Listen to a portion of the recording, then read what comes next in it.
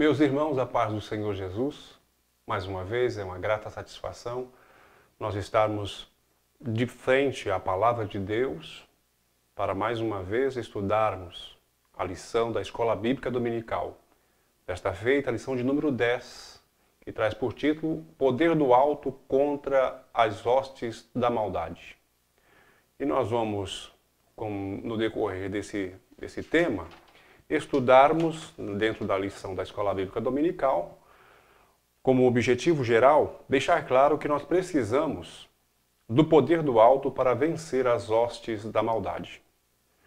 Dentro dos objetivos específicos, procurar também explicar o contexto histórico de Samaria, expor sobre o Evangelho entre os samaritanos, mostrar também Filipe em Samaria e o episódio com Simão o Mágico.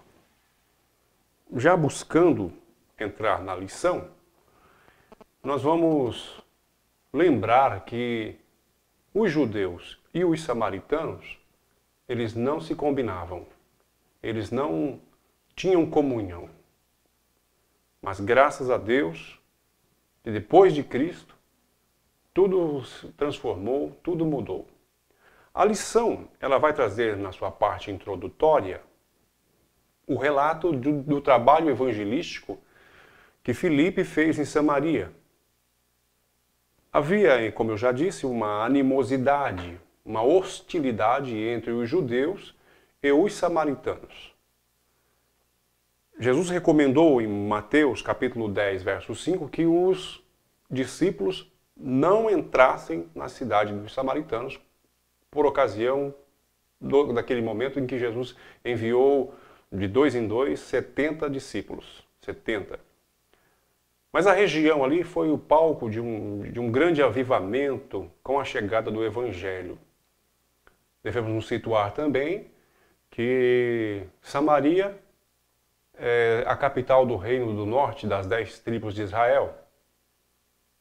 E estava geograficamente entre a Galileia, ao norte, e a Judéia, no sul. Ela estava geograficamente no meio dessas duas regiões.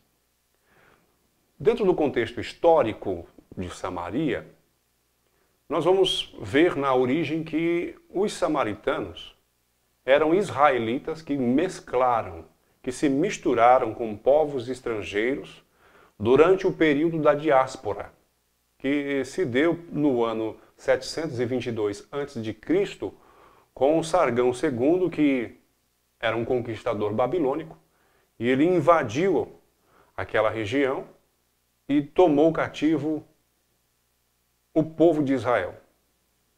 A fundação de Samaria se dá por ocasião do pai do rei Acabe, o rei Onri. Ele compra de uma pessoa chamada Semer, e ele, por 2 talentos de prata, compra essas terras. E ali, naquele lugar, ele constrói uma cidade e faz a capital do seu reino. Já mesmo antes da dispersão do Reino do Norte, já havia um clima de tensão entre os judeus, entre aqueles que estavam em Samaria e em Jerusalém. Já havia a divisão do reino no período de Jeroboão, que fez com que o Reino do Norte se dividisse nas 10 tribos. Isso nós já conhecemos a história, os irmãos também já sabem, que esse reino foi dividido depois da morte de Salomão. Roboão, seguindo o conselho dos jovens, não seguiu o conselho dos sábios, fez com que o imposto cobrado sobre o povo fosse demasiadamente pesado. E houve então essa divisão. 10 tribos ficou ao norte, 2 tribos ao sul. O cativeiro assírio veio por Salmanasser, quando sitiou Samaria no ano 722. Ou Salmanasser, como preferir. Isso está registrado no segundo livro dos Reis, no capítulo 17, o verso 3. Mas, como disse, foi Sargão II quem invadiu o norte de Israel e levou cativo as 10 tribos. Os assírios, eles tinham uma particularidade. Eles aculturavam aquela região dominada. O que eles faziam? Levava o povo da terra cativo para a Babilônia, para a Assíria, melhor dizendo, e depois traziam povos já conquistados, povos assírios, para estarem morando no meio do povo conquistado. Era o conquistador conquistando o conquistado. E isso promovia uma aculturação, ou melhor dizendo, uma culturação alheia. A cultura assíria estava sendo agora disseminada no meio do povo de Israel. Era comum isso nos povos antigos. Isso também se fez com Alexandre o Grande, com os medos e os persas. Dominavam e disseminavam a cultura do país conquistador lá dentro do país conquistado, com o objetivo de não levantar rebeliões, de acalmar os ânimos. E é nessa mistura, nessa miscigenação, que surge Samaria.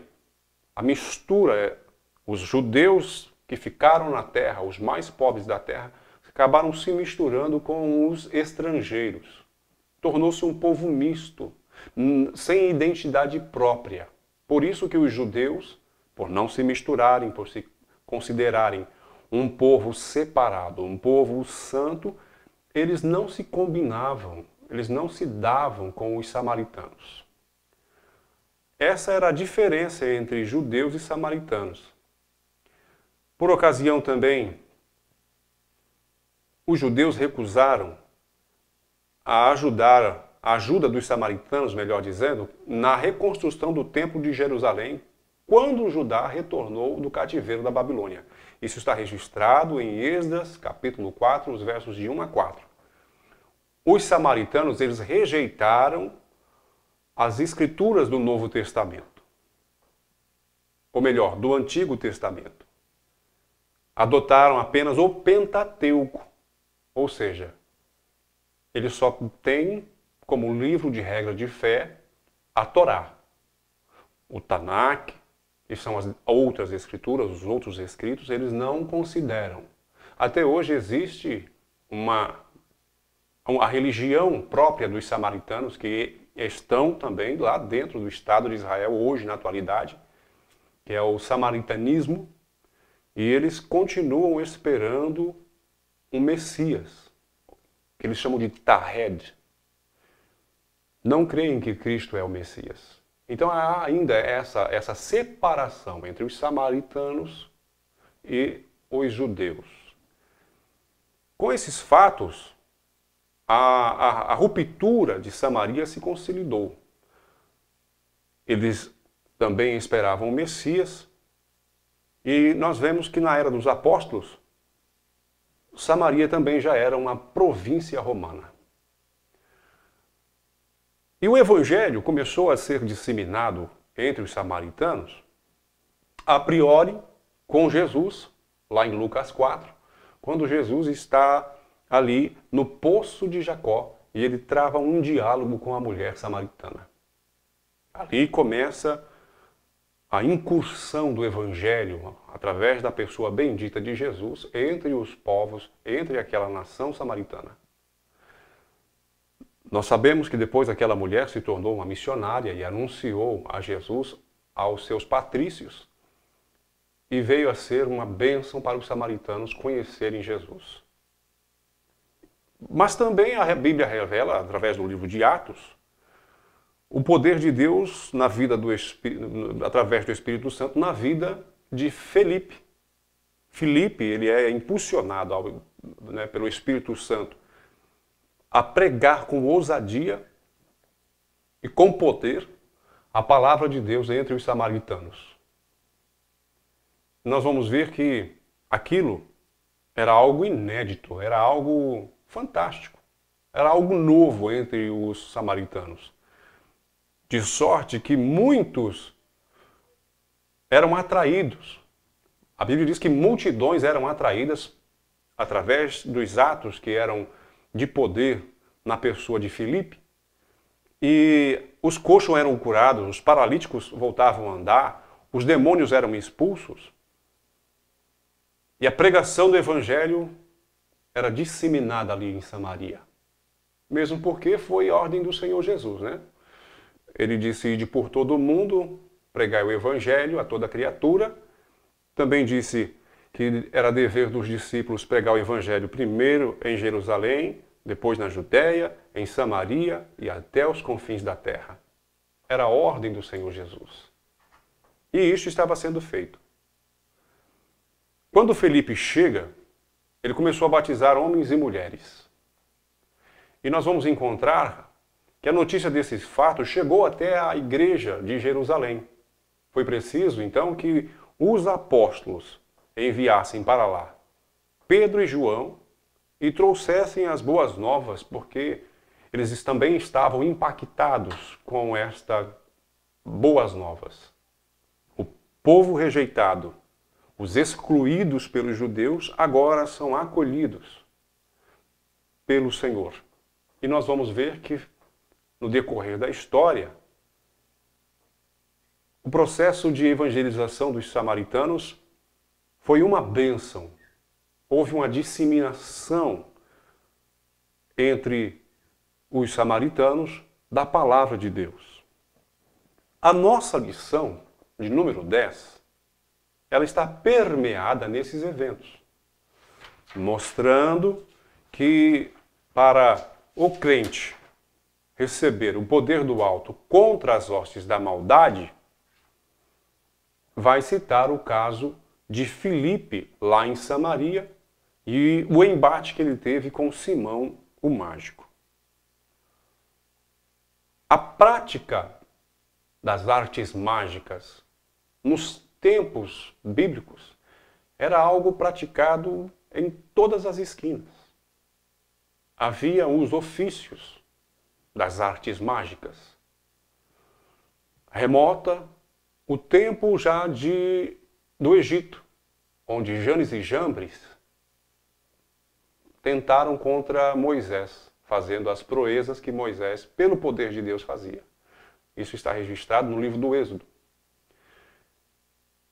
As artes mágicas sempre atraíram a curiosidade das pessoas. E lá em Samaria havia um certo Simão mágico que iludia as pessoas de Samaria, dizendo que era um grande personagem. Ele se arrogava de ser uma excelente personagem. Alguém que estava em evidência, se nós hoje pudéssemos assim dizer, um midiático, promotor das artes mágicas. E este Filipe, ele era conhecido pela população como uma grande virtude de Deus. Atrelavam a Simão o mágico o poder de Deus. E nós bem sabemos que não há nem uma ação do Espírito Santo ou de qualquer um dos personagens da Trindade no que diz respeito a artes mágicas. O poder de Deus não se consiste em mágicas. O poder de Deus se consiste em ação, em milagres. O Simão gozava desse tipo de virtude. E as pessoas tinham ele como uma emanação, um representante de Deus.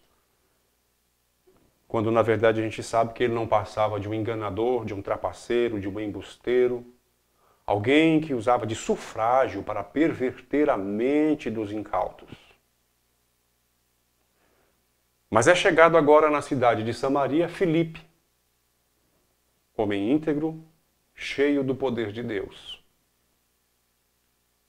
E quando o Filipe começa a evangelizar, a propagar o evangelho, e as almas passam a ser libertas do poder de Satanás, os demônios são expulsos, os enfermos são curados, os cegos voltam a ver, os paralíticos andam, os mudos voltam a falar.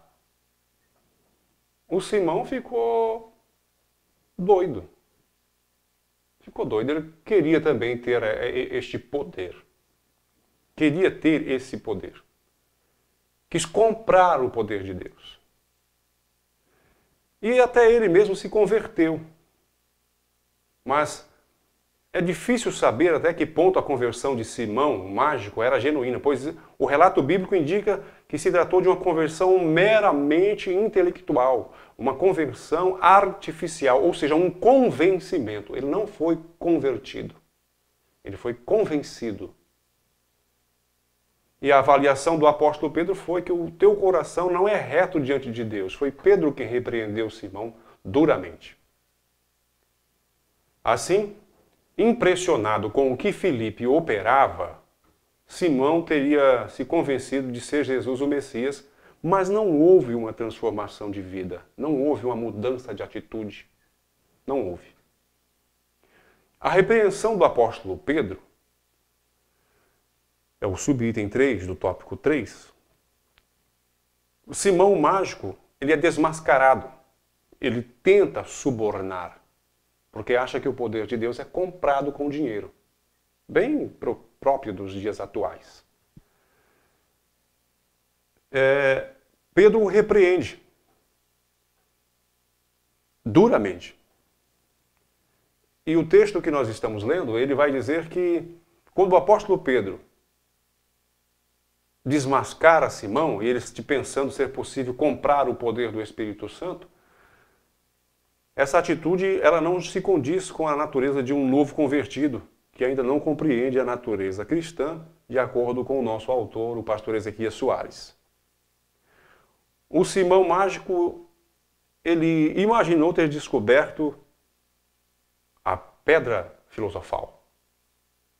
Com aquele poder nas mãos, ele podia agora ganhar muito dinheiro. Foi assim que deve ter passado na mente do Simão. Agora, ele descobrindo esse novo poder, ele podia manifestar o seu nome entre os outros povos. Seria o melhor mágico de todos. Dessa forma, ele achou que podia comprar a virtude de Deus com suborno, com dinheiro, e aí poder, então, aumentar o seu currículo nas artes mágicas. Mas nós vemos a história que o apóstolo Pedro o amaldiçoou, tanto é que depois o nome de Simão veio a ser um sinônimo, né, uma simonia, veio a ter um termo de fraudulento, de charlatão. Simonia, nos termos teológicos, é aquele que consiste, aquele ou aquela que quer deliberadamente comprar ou vender as coisas espirituais. Bem comum nos dias de hoje. Tem, segundo o nosso autor, muito Simão por aí negociando e vendendo as coisas espirituais. Mas, como eu disse, o assunto da nossa lição é poder do alto contra as hostes da maldade. A nossa lição ela está só atrelada ao fato histórico de Samaria e também ao episódio de Simão o mágico. É o que nós temos na nossa lição. Mas eu gostaria de acrescentar aos irmãos alguns conhecimentos bíblicos para que a nossa aula não fique só no campo teológico, no campo bibliológico, no campo histórico, mas também e principalmente no contexto prático, no contexto a ser exercitado. Quero fazer uso da palavra de Deus, primeira epístola de Paulo aos Coríntios. Primeira epístola de Paulo aos Coríntios, capítulo 4, no verso 20. Nós vamos ler o texto que diz: porque o reino de Deus não consiste em palavras, mas em virtude. Algumas versões vai dizer, mas em poder. E como é que nós fazemos para encontrar, para receber poder do alto na nossa vida? Qual é a fórmula para receber poder do alto? Se é que existe uma fórmula. Qual é o roteiro a ser seguido para obter-se poder do alto? Qual é o método? Qual é a bússola? Qual é a orientação para ser cheio de poder do alto para lutarmos contra as hostes espirituais da maldade? A própria Bíblia traz as referências. Primeiro, nós vamos encontrar poder do alto nas promessas do Senhor Jesus. É Ele quem nos dá essas promessas na sua palavra. Quando nós vamos para Lucas, Evangelho de Jesus, segundo escreveu o nosso amado irmão Lucas, Lucas no capítulo de número 24, nós vamos encontrar o verso de número 49, Jesus vai dizer assim: E eis que sobre vós envio a promessa de meu Pai. Ficai, porém, na cidade de Jerusalém, até que do alto sejais revestidos de poder. Esse versículo está ligado com o versículo do capítulo 1 de Atos dos Apóstolos, o capítulo 1 e o verso 8. Atos dos Apóstolos, capítulo 1, verso 8, nós vamos ler da seguinte maneira: Mas recebereis a virtude do Espírito Santo que há de vir sobre vós, e ser-me-eis testemunhas, tanto em Jerusalém, como em toda a Judéia e Samaria e até os confins da terra. A palavra aqui, no texto original, no grego, para virtude, é dunamis, dinamismo, poder, virtude, a capacitação para a realização da obra de Deus, vem nesta promessa de Jesus. E como se faz para receber este poder, o revestimento do Espírito Santo? Como devemos proceder? Quem dá a orientação é o próprio Senhor Jesus. No Evangelho segundo escreveu Mateus, no capítulo de número 7, o verso 7 e 7 de Mateus está explicitado na palavra do Senhor como começar a receber o poder do alto. Jesus diz: Pedi e dar-se-vos-á. Buscai e encontrareis. Batei e abrir-se-vos-á. Começa por aqui. Tem que pedir, tem que buscar, tem que bater, tem que insistir, tem que querer receber. É uma decisão pessoal. Se você quer, tudo é possível ao que crer. Tudo é possível ao que crer. Mas receber poder para quê? Receber poder para quê? Para curar os enfermos, para fazer milagres em nome de Jesus, para proclamar com autoridade e com poder o Evangelho de Jesus, que é o Evangelho de poder. O Evangelho transforma. O Evangelho muda caráter. O Evangelho tem essa propriedade de entrar no coração mais desumano e trazer ele ao conhecimento divino, ao conhecimento da verdade e tirá-lo da obscuridade das trevas para o pleno juízo do conhecimento de Deus. É o Evangelho, que é poder de Deus. É loucura para os que perecem, mas é poder de Deus para aqueles que são chamados para a salvação. João capítulo 14, João 14 e 12, nós vamos encontrar o propósito em receber este poder. João 14 e 12 nos diz assim: na verdade, eu vos digo que aquele que crê em mim, é Jesus dizendo isso, fará as obras que eu faço, e as fará maiores do que esta, porque eu vou para o meu Pai. Jesus dá esta promessa. Nós vamos encontrar também mais uma evidência do porquê receber poder do alto. Quando nós vamos para a epístola que Paulo escreve aos Efésios, nós vamos encontrar no capítulo 3, no verso 20, aos Efésios 3 e 20, nós vamos encontrar mais uma evidência do que estou dizendo.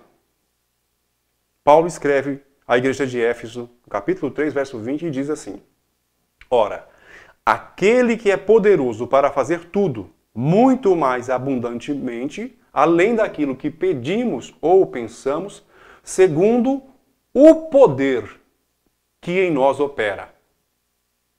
O poder que em nós opera.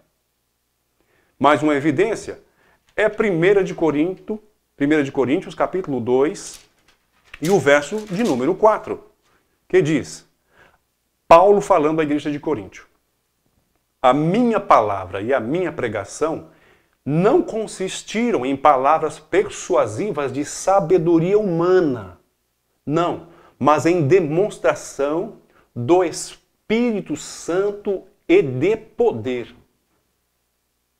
Então, já estamos aqui evidenciando receber poder para quê? Para proclamar o Evangelho, para anunciar o ano aceitável, para curar os doentes, para expulsar os demônios, para proclamar o Evangelho, a palavra de Deus, com a autoridade e poder do Espírito Santo. Mas só isso? Não. Aquele que recebe poder do alto, também recebe o poder para se alegrar no Espírito, para amar a Deus e para servir o Senhor Jesus com todo o seu entendimento. O que a Bíblia chama de servir a Deus com todo o coração. Romanos, capítulo 15 e verso 13, nós vamos encontrar esta grande verdade. Quando Paulo escreve aos irmãos da igreja de Roma, no capítulo 15 e o verso 13, está escrito assim: Ora, o Deus de esperança vos encha de todo o gozo e a paz e de crença, para que abundeis em esperança pela virtude do Espírito Santo. Então, receber o Espírito Santo, receber poder de Deus na vida, é para que a gente também possa estar alegre, nos enchermos de gozo. Quando tudo está ruindo, nós estamos em paz, nós estamos alegres. Pode o céu cair na nossa cabeça, pode o chão se abrir debaixo dos nossos pés, mas nós temos a paz, o gozo do Espírito Santo, a paz que só Cristo pode dar. Não é a paz do mundo, que é a ausência de guerra, mas é uma paz no Espírito que nos faz estar alegres, mesmo em situações e circunstâncias muito complicadas. Uma outra evidência disso é quando Paulo escreve aos irmãos, na segunda epístola que ele escreve a Timóteo, no capítulo de número 1 e o verso 7. A palavra de Deus nos diz assim: Porque Deus não nos deu o espírito de temor, mas de fortaleza, de amor e de moderação. A palavra aqui que nós vamos encontrar aqui, no fortaleza, no texto original, é poder. É dunamis. É de onde vem a palavra dinamismo, dínamo, dinamite. É poder do alto. É revestimento, é capacitação pelo Espírito de Deus para uma obra específica. Ou para uma obra que é útil para o reino de Deus. Qual é a outra proposta de ser cheio do Espírito, de receber poder do alto para lutar contra as hostes espirituais da maldade? Só? Não. Para dar testemunho do Evangelho de Jesus e também ganhar almas. Quando você dá testemunho do Evangelho de Jesus e livra da morte aqueles que estão marchando a passos largos para o inferno, você está lutando contra as hostes espirituais da maldade. Quando você arrebata da boca daquele que se diz o leão, Quando você tira das fileiras do inferno uma alma e coloca ela no caminho para o céu, isso é conversão. E isto é batalhar. E isto é guerrear contra as hostes. Quando nós manietamos, pelo poder de Deus, manietamos o valente e pelo poder de Deus roubamos-lhes os bens, quem ouve entenda, nós estamos em pleno combate espiritual. Salvando almas, resgatando vidas, expulsando o demônio, curando os enfermos. Foi para isso que Jesus nos comissionou dentro da grande comissão. Onde é que está evidenciado isso? Em João 2:23. Quando eu vou lá para o livro de João, o Evangelho de João, capítulo 2, e o verso de número 23, nós vamos ler o que o Espírito de Deus revelou a João. E estando ele em Jerusalém, ele quem? É bom a gente se situar. Jesus. Estando em Jerusalém por ocasião da Páscoa, durante as festas, muitos, vendo os sinais que Jesus faziam, creram no seu nome. Pelos milagres, creram em Jesus. Uma igreja poderosa, uma igreja cheia do poder de Deus, ela promove milagres. As pessoas se convertem a Cristo vendo a manifestação do poder de Deus no meio da igreja. Receber poder de Deus consiste também nisso, em ganhar almas, em mostrar que o poder de Deus é maior do que o poder que opera no mundo. Atos dos Apóstolos também nos mostra, no capítulo de número 8 e o verso 6, Atos 8 e 6, a proposta é esta mesma, de que as multidões, texto de Atos 8 e 6, unanimemente prestavam atenção ao que Filipe dizia, porque ouviam e viam os sinais que ele fazia. Observem os irmãos que é uma vida cheia do poder de Deus. Uma outra proposta de ser cheio do poder de Deus é dar testemunho da salvação. Como é isso, irmão Eliseu? Ora, Romanos, no capítulo 1, Paulo escrevendo mais uma vez, citando de novo a epístola aos Romanos, no capítulo 1, verso 16, Paulo vai escrever dizendo, olha, porque eu não me envergonho do evangelho de Cristo, pois é o poder de Deus para a salvação de todo aquele que crê. Primeiro do judeu e também do grego. Porque nele se descobre a justiça de Deus de fé em fé, como está escrito, mas o justo viverá da fé, conforme o verso 17. Então, o poder de Deus é evidência para dar testemunho da salvação.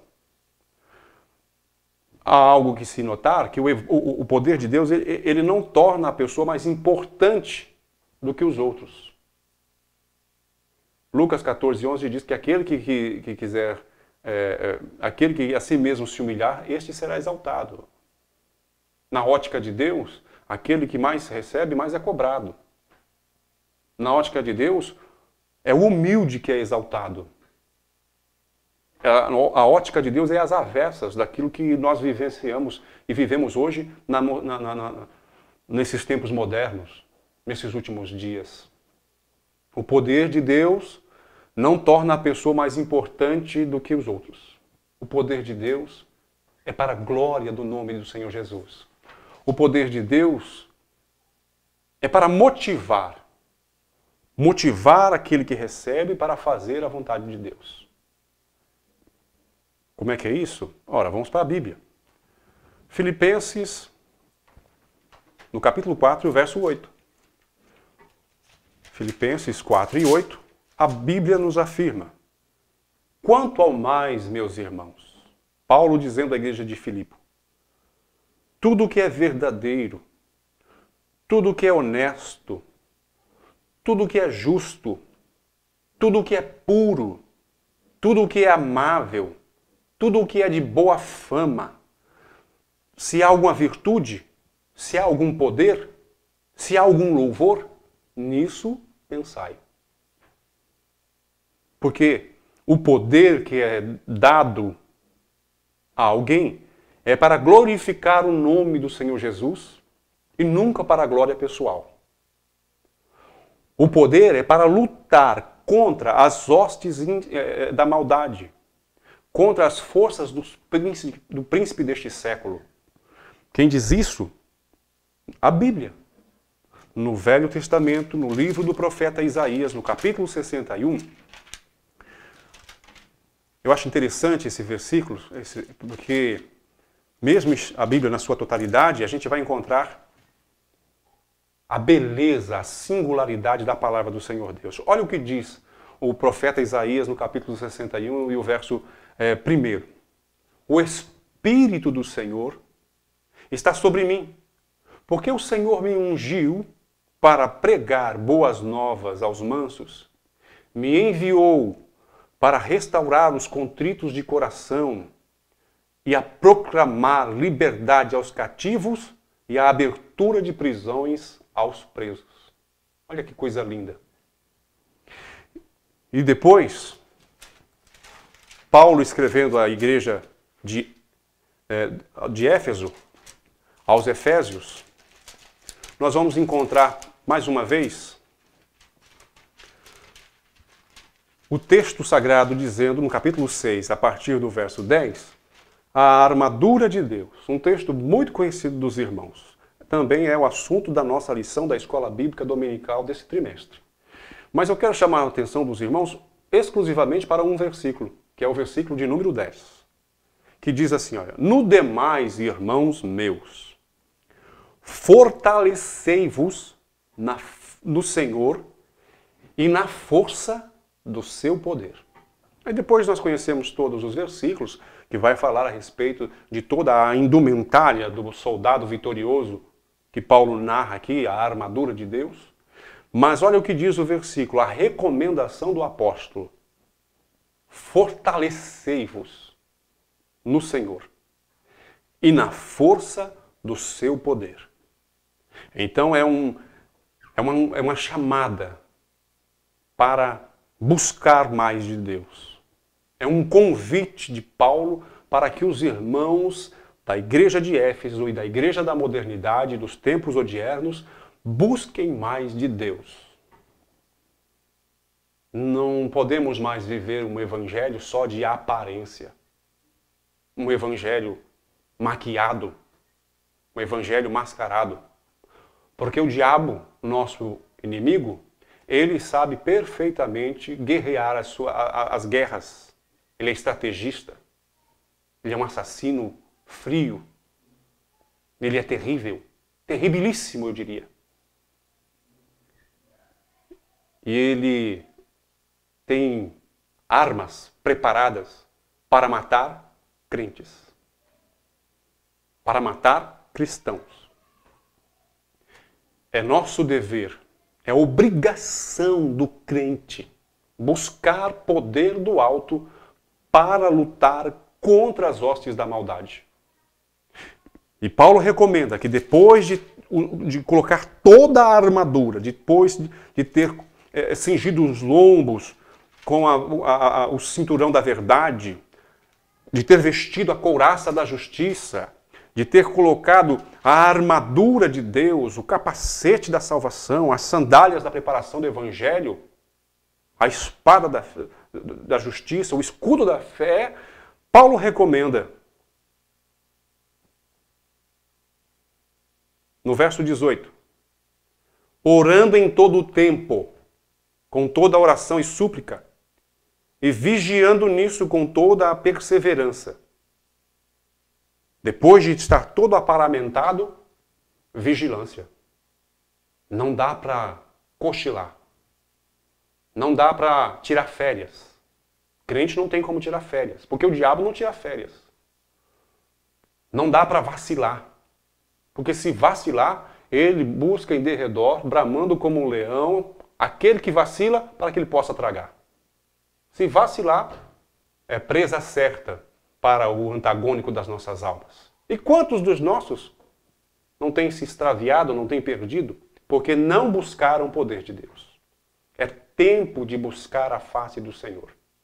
O Espírito de Deus, nesses últimos dias, está falando à igreja que nós devemos buscar a presença de Deus, buscar o poder de Deus.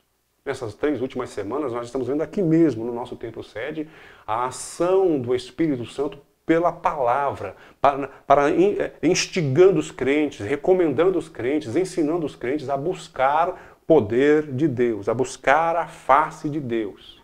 É o nosso dever. Que essa lição de número 10 seja um marco zero da nossa vida, antes e depois do revestimento do poder de Deus para lutarmos contra as hostes da maldade. Que Deus abençoe a todos os irmãos em Cristo Jesus.